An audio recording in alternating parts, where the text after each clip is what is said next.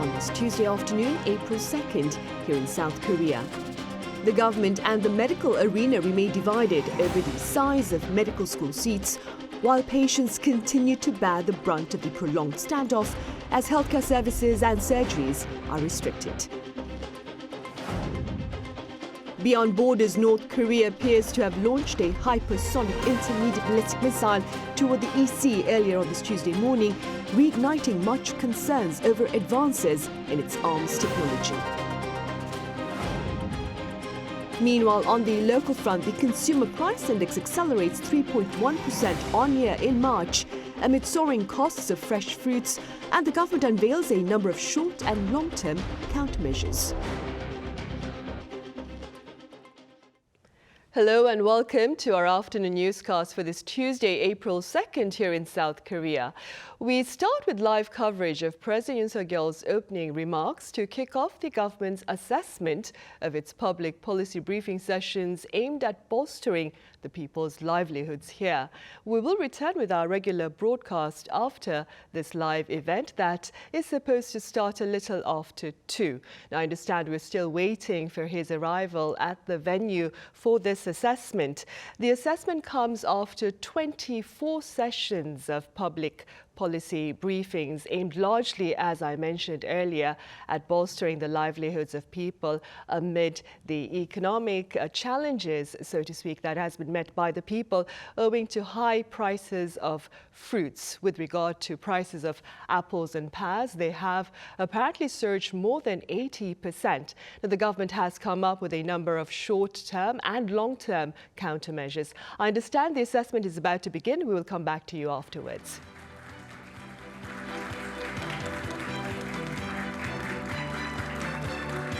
Would like to make pledge of allegiance. Please face the flag. 국기에 대하여 경례.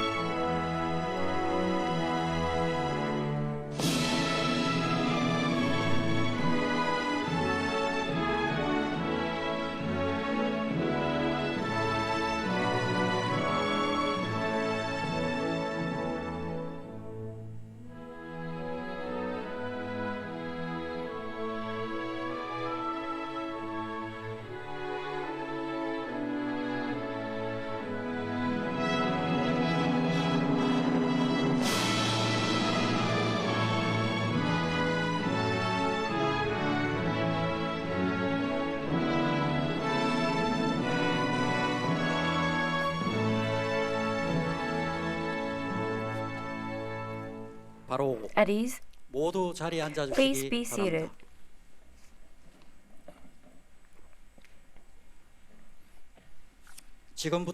We would like to begin the policy discussion with the people assessment session. First of all, the President will deliver his opening remarks. Hello, everyone. It's good to see you. 4th of January this year, we have launched the policy discussion with the people. And until 26th of March, for the 3 months, we have gone to the field every week, once or twice a week. And all in all, we had 24 sessions.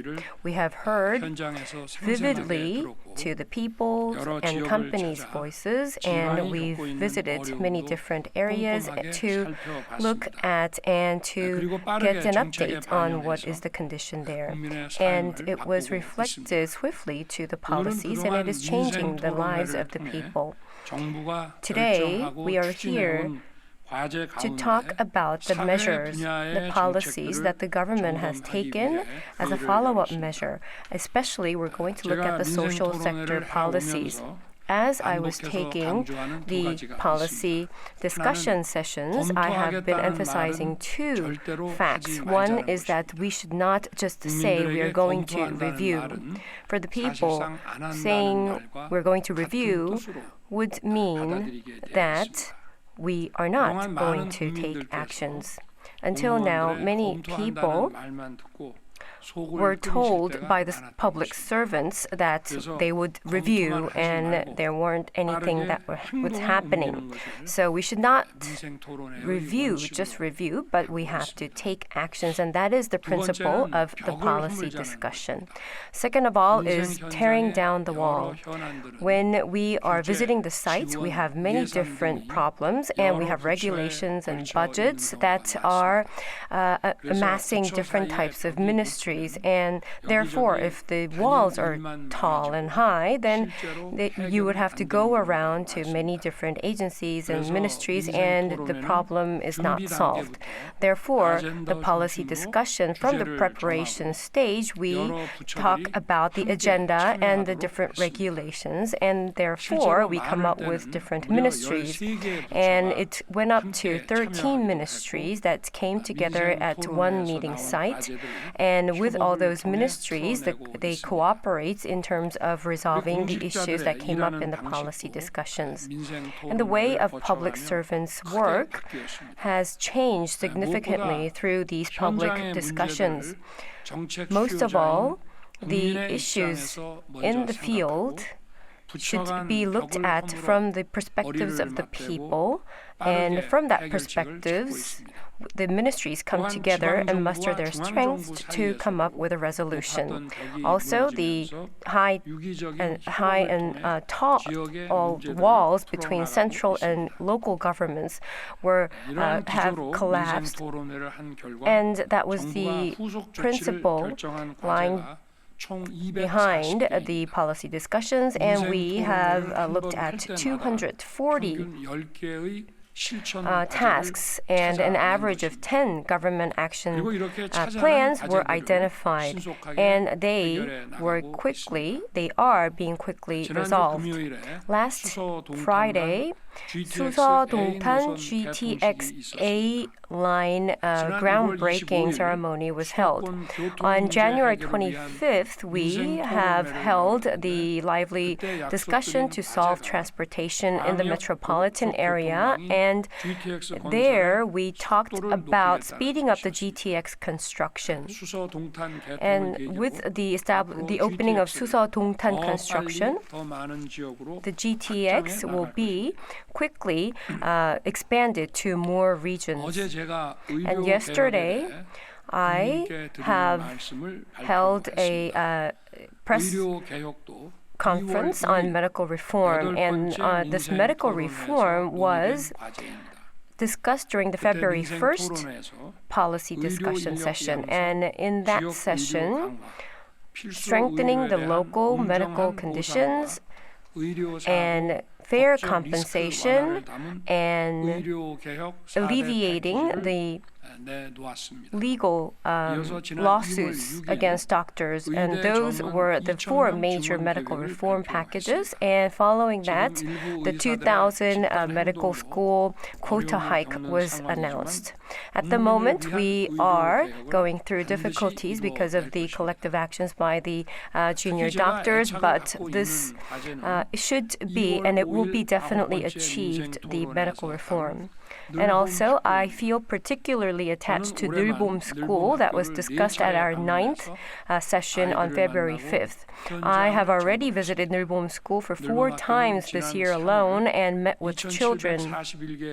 Nulbom School started out last March with more than 2,000 schools, and now it has increased to 2,838.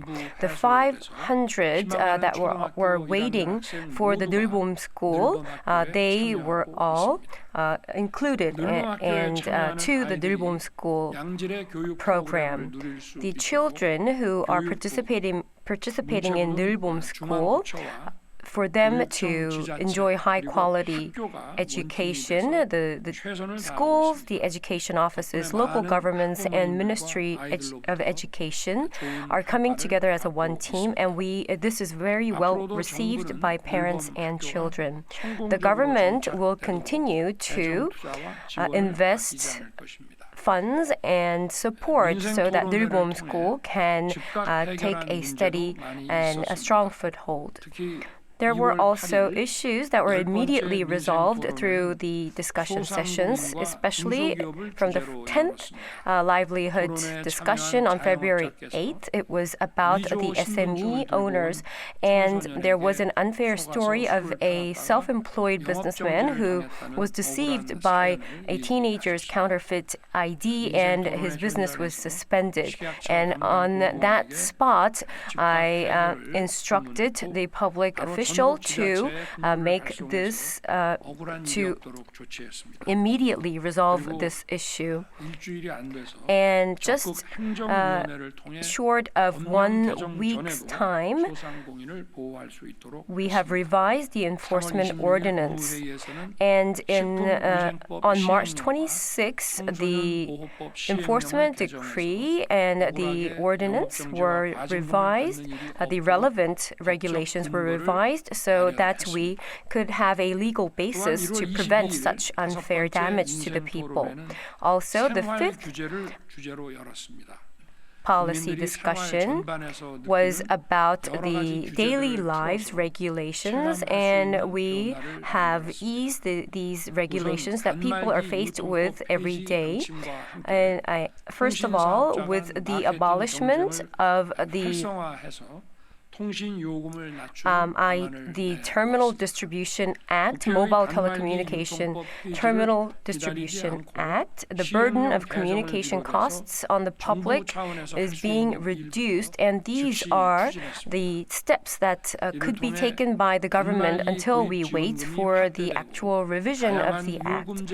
And with this, we have expanded the subsidies for purchasing terminals, and we have seen a launch of various rate plans. Also, in the same discussion, we have decided to improve the inconvenience of the people because of the large supermarkets' obligatory closure on public holidays.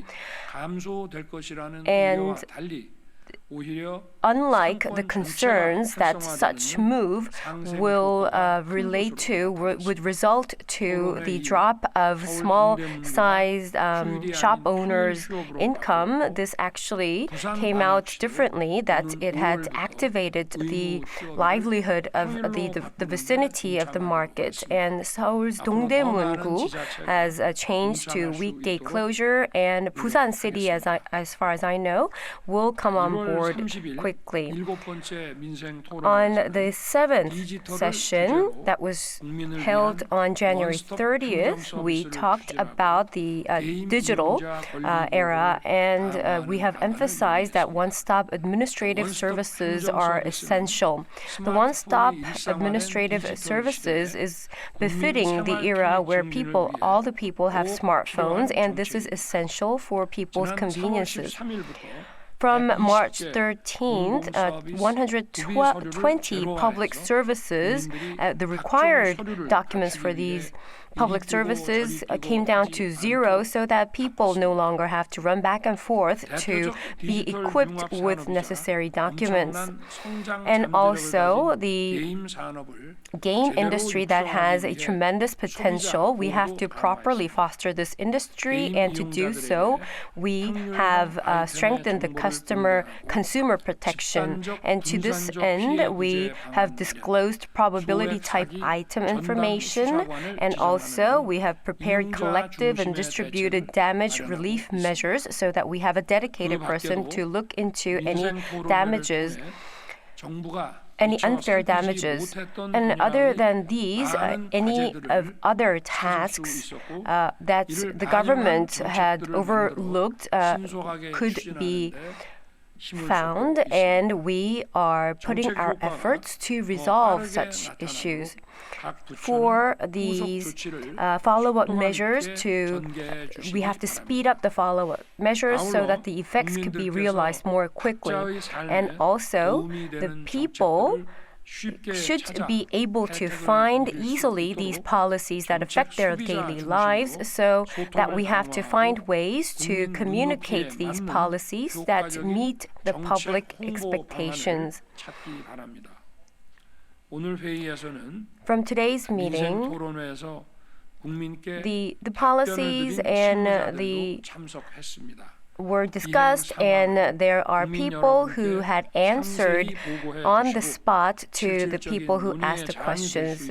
So today I hope that we have candid opinions and have fruitful discussions. 다음은 안건 발제 시간을 갖겠습니다. 국무조정실장께서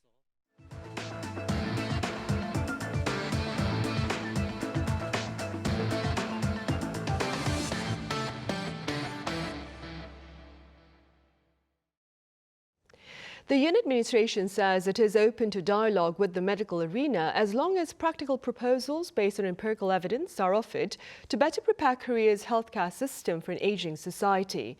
Now, senior doctors for their part claim Monday's public address by President Yoon failed to resolve the current standoff and simply sought to reaffirm his stance. Our Choi Soo-young has the latest. Senior doctors have expressed disappointment with President Yoon's medical reform speech, saying they could not find any differences from previous announcements by the government. During a briefing on Monday, the Korean Medical Association stated that doctors were hoping that President Yoon was going to come up with some solutions. Countering the president's statement that there had been discussions with the medical community regarding the medical school enrollment quota expansion, the KMA emphasized that doctors' opinions have not been considered at all.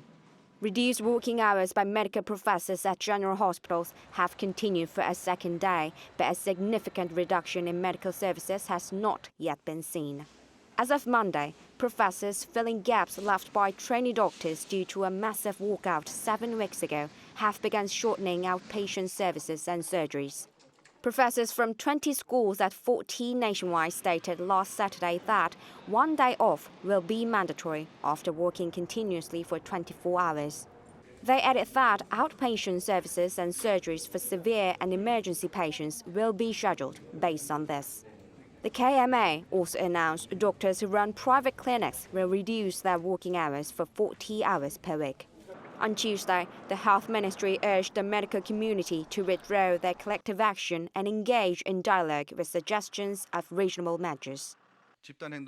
If you stop collective actions and propose unified, rational solutions within the medical community based on science and logic, the government is open to discussions. Please deliver your messages with rational measures prioritizing patient safety. While there haven't been significant changes since outpatient services and surgeries were reduced, eyes are now on whether they'll be reduced even further. Choi Soo-young, Arirang News. And beyond those concerns on the healthcare front, fresh fears over North Korea's advances in its missile technology have been reignited following a test launch earlier this morning. Our defense correspondent Choi Min-jung has details. North Korea launched an apparent intermediate-range ballistic missile into the East Sea on Tuesday morning. Seoul's Joint Chiefs of Staff detected the missile at around 6:53 a.m., launched toward the East Sea from the Pyongyang area. It traveled around 600 kilometers, shorter than average for an IRBM, which normally flies between 3,000 to 5,000 kilometers. However, a military official said due to its high speed, Tuesday's missile is likely a hypersonic intermediate-range class ballistic missile. North Korea previously test-fired a solid-fuel hypersonic IRBM in January. And last month, the regime claimed success in a ground test of a solid-fuel engine for a new medium to long-range hypersonic missile. Military officials said Tuesday's launch appears to be an upgrade from January's test firing, as they spotted enhanced missile capabilities with the newly tested solid-fuel engine. The latest launch is believed to be related to the solid-fuel engine ground test that North Korea publicly revealed in March. Hypersonic missiles are designed to travel at more than 5 times the speed of sound and often maneuver at relatively low altitudes, making them harder to detect and intercept. While North Korea's ICBMs are mainly designed to reach the U.S. mainland, IRBMs are weapon systems capable of targeting U.S. military bases in Guam or Japan. Tuesday's launch marks North Korea's 3rd ballistic missile launch of the year. South Korea's military said it is closely cooperating with the U.S. and Japan to maintain a full readiness stance. The nuclear envoys of Seoul, Washington, and Tokyo also condemned North Korea for its recent missile test and agreed to continue close cooperation to curb Pyongyang's threats ahead of the upcoming general election in South Korea. Choi Min-jang, Arirang News. And in related news, President Yoon Suk-yeol says North Korea's acts of provocation simply serve to strengthen South Korea's sense of solidarity, especially ahead of the latter's general election. The remarks to this end were made during his opening address at a cabinet meeting earlier on this Tuesday at the Sejong government complex. Early voting for the general election takes place this coming Friday and Saturday before the actual election day next Wednesday, that is April 10th. That being said, President Yoon called on voters to head to polling stations to cast their ballots, vowing a fair and transparent election. Separately, he also spoke of setting up a second presidential office in Sejong and of moving the National Assembly to Sejong as well. In other news, South Korea's consumer price index accelerated 3.1% on year in March amid soaring costs of fresh fruits, our Moon Hae-ryan reports. Inflation in South Korea has continued to hover in the 3% range for 2 consecutive months on the back of high prices of fresh fruit. Data from Statistics Korea released on Tuesday shows that the country's consumer price index, a key gauge of inflation, rose 3.1% in March compared to the same month the year before. Core inflation, excluding volatile food and energy prices, came to 2.4%, while the index measuring 144 daily necessities rose 3.8%. This was driven by continued price hikes of fresh produce with poor weather conditions, the rise in prices for fresh fruit in particular increasing by just under 41% on year. Apples and pears saw around an 88% jump in prices, which is their biggest on-year jump since data was first compiled in 1980. Speaking at a meeting to discuss consumer prices, Finance Minister Choi Sang-mok addressed these concerns. Government is heavily aware of the concerns that people have when doing their grocery shopping and will do its utmost to stabilize inflation to the 2% range. Several measures to lower fruit prices have been announced. Starting this month, fruit discounts will be raised from 20% to 30%, as well as increasing fruit imports. The Ministry of Agriculture, Food and Rural Affairs aims to supply 50,000 tons of 11 different types of imported fruit, such as bananas and oranges, by the end of June at a 20% discount. And to address the particularly high prices of apples, the government will be expanding contract farming for apples from 49,000 tons last year to 60,000 tons this year, meaning that more apples will be cultivated under government contracts. The Agriculture Ministry has also pledged to set up long-term goals to effectively respond to the root of the problem going forward, climate change, and consider smart farming alternatives to increase yields. Moon Hae-ryan, Arirang News. U.S. trade authorities have reiterated their concerns over South Korea's legislative effort to mandate foreign content providers to pay local internet service providers network usage fees. Our Park Ko-nu explains. The U.S. Trade Representative on its 2024 National Trade Estimate Report on Foreign Trade Barriers, released on Friday, has continued raising issues on pending South Korean bills, calling on foreign online content providers to pay network usage fees. Calling the bills anti-competitive, the report said the National Assembly has been proposing the legislative measures since 2021. The report also said the network usage fees U.S. content providers would have to pay will be profiting the Korean competitors, especially some Korean internet service providers, including SK Broadband, KT, and LG U+, which are also content providers. The bills would also strengthen their grip on the market. Some U.S. companies opposed the measures, even going for litigation. Twitch, Amazon's streaming platform, suspended its service in Korea at the end of February. In the report, USTR also raised issue with Korea's restrictions on agricultural biotechnology, delaying the approval of new tech products. But the length of this year's report dealing with Korea was 2 pages shorter than of last year's and 18% shorter overall. In the foreword, there was a sentence that didn't appear last year, that each trading partner has a sovereign right to adopt measures in furtherance of legitimate public purposes. U.S. Chamber of Commerce Senior Vice President and Head of International John Murphy said in a statement that there's the risk of giving the green light to other foreign governments to raise barriers against U.S. exports or otherwise discriminate against U.S. companies. Park Gon-woo, Arirang News. Elsewhere, Iran claims an Israeli attack on its embassy in Syria killed a top commander and has thus affirmed its right to retaliate. Our Lee Sing-jae reports. In what may further escalate the already tense situation in the Middle East, Iran says Israel is responsible for bombing its embassy in Syria. According to local media, the Iranian embassy in Damascus was bombed with Israeli warplanes suspected of being responsible. Tehran claimed that the attack killed 7 military advisors, including 3 senior commanders. However, Israel has not claimed the responsibility for the attack, with an Israeli military spokesman only saying that it does not comment on reports in the foreign media.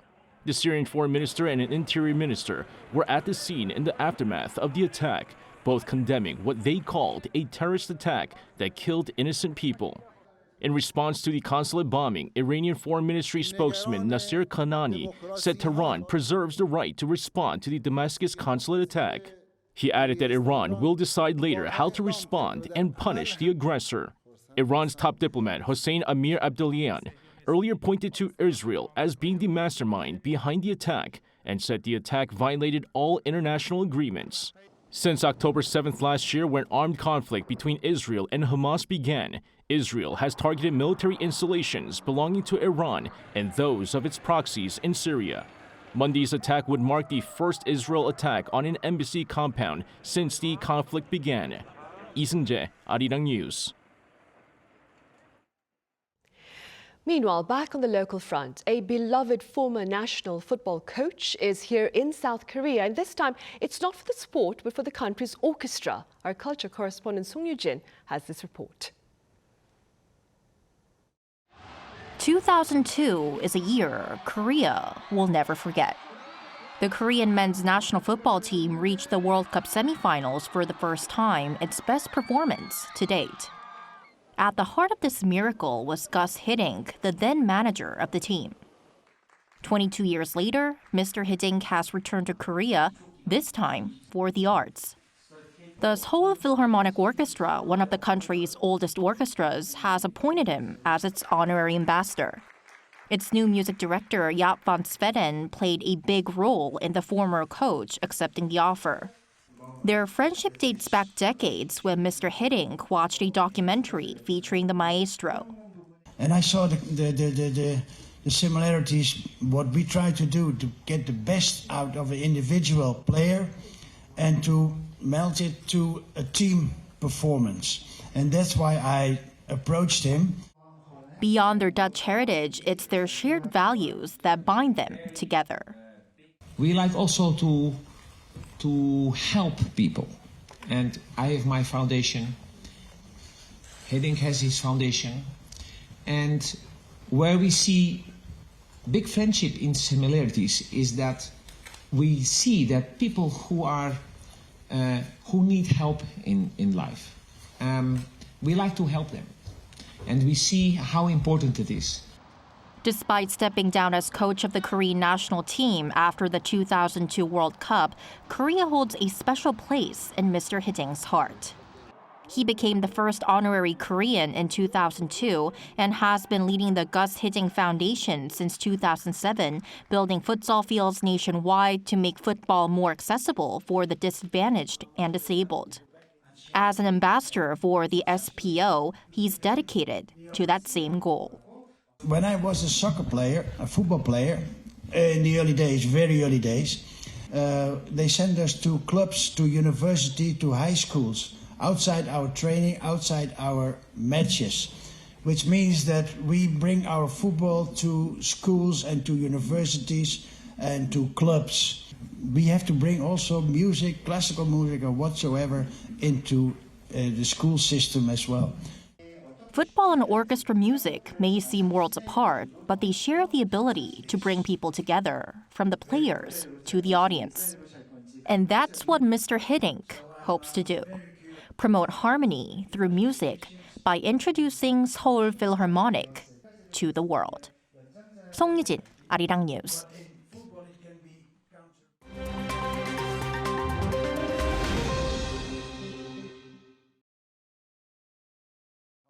Let's take a look at the latest news in the world now. Israeli Prime Minister Benjamin Netanyahu's government approved a bill on Monday to temporarily close foreign broadcasters in Israel that are considered to be a threat to national security. The move directly targets Qatari TV station Al Jazeera's local office in Israel. Following Netanyahu's pledge to take immediate action to close Al Jazeera, Israel's House of Representatives voted and approved the law that would allow the Prime Minister and the Security Cabinet to shut down the station for a renewable period of 45 days. The measure, which is set to stay in force until major military operations in Gaza are completed, can target any foreign broadcasters in Israel.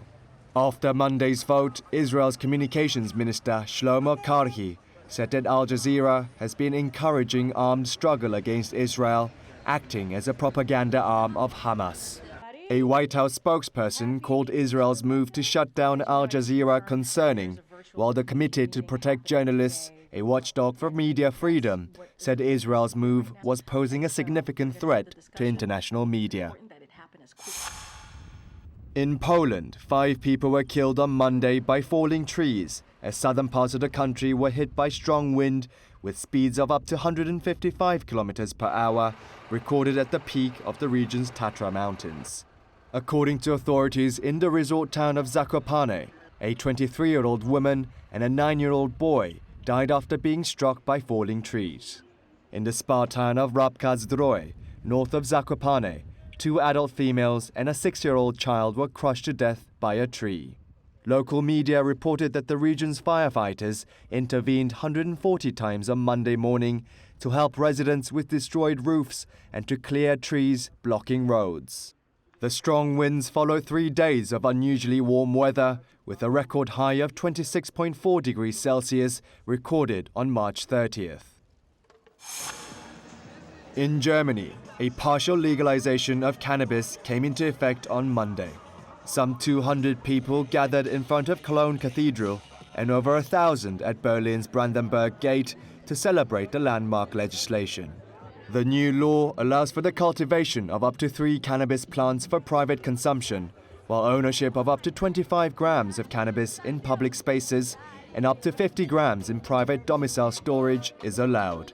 Cannabis clubs have also been approved, where larger-scale, non-commercial cannabis production is allowed for institutions of up to 500 adult members. While cannabis clubs can grow the plant in large-scale operations, only club members can consume their product. As of Monday, Germany became the 9th country in the world to legalize the recreational use of the drug.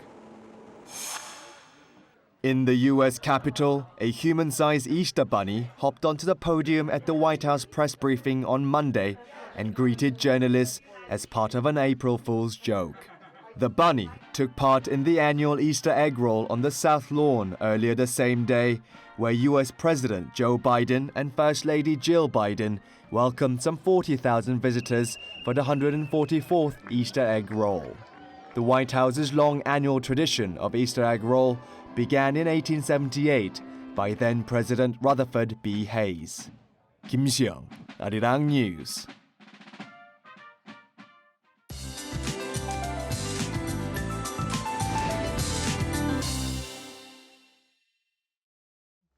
Good afternoon. If you liked yesterday's delightful spring day, you will enjoy today's as well. It is warmer today in the capital, topping out at 23 degrees Celsius this afternoon, but not as sunny as yesterday. And when the sun is not out, temperatures drop rapidly, so be mindful of temperature swings and dress accordingly. Then rain is in the forecast for southern Korea.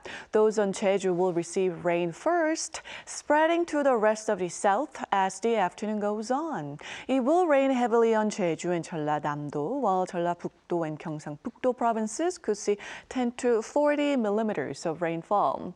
Central regions will receive rain tomorrow. In Seoul and Chuncheon, we'll be topping out at 23 degrees. Busan and Jeju will see a high of 20 degrees Celsius this afternoon, feeling more like mid-May in many parts of the country. And the air quality will be normal to good nationwide all day today.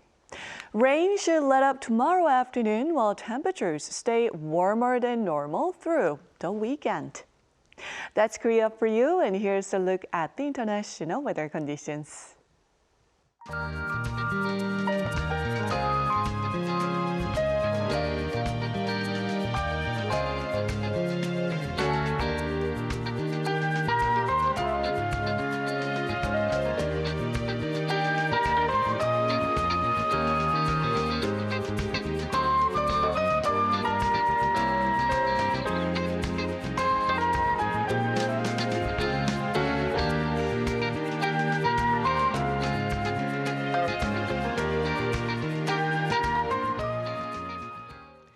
And those are the top stories at this hour here in Korea. Coming up right after this break is our daily panel session. So do stay with us. Thank you for now.